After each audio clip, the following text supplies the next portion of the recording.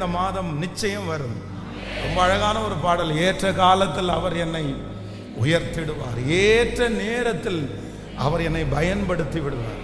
வேதம் சொல்கிறது, கானா ஒரு கல்யாண வீட்டிலே அவ்வளவு நேரமும் அந்த தண்ணீரை நிறைய ஜனங்கள் பார்த்தார்கள்.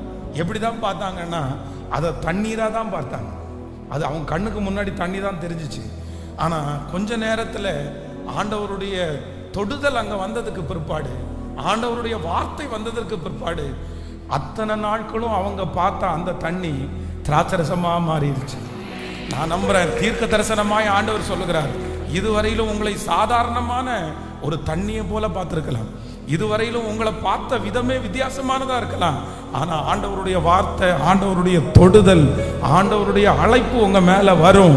அதற்கு பிறகு அவர்கள் உங்களை விசேஷமானவர்களாய் பார்ப்பார்கள். ஆண்டவர் உங்களை ஸ்பெஷலா பார்க்க வைப்பார். ஆண்டவர் மகிமையா பார்க்க வைப்பார். சுற்றி இருக்கிறவங்களுக்கெல்லாம் ஆச்சரியமா இருக்கு, தொட்டு பார்ப்பாங்க. என்ன இதுவரைக்கும் தண்ணி தான் நம்ம பார்த்தோம், தண்ணி மாதிரி தானே இருந்துச்சு, தண்ணியை தானே ஊற்றணும், ஆனால் இது எப்படி திராட்சரசமாக மாறிடுச்சு. நான் நம்புகிறேன், ஆண்டவருடைய வார்த்தை இந்த மாதம் ஆண்டவர் உங்களுக்கும் எனக்கும் கர்த்தர் வாக்கு கொடுக்கிறார். இதுவரையிலும் உங்களை சாதாரணமாய் பார்த்த நிறைய பேருக்கு முன்பாக கர்த்தர் உங்களை ஸ்பெஷலாய், உங்களை விசேஷமானவர்களாய், வெறும் தண்ணீராய் பார்த்த அவர்கள் உங்களை திராட்சரசமாய் பார்க்கிற நாட்கள் சீக்கிரமாய் வரப்போகிறது. நம்புறவங்க ஆமேன் சொல்லுகிறார்கள். ஆமேன்.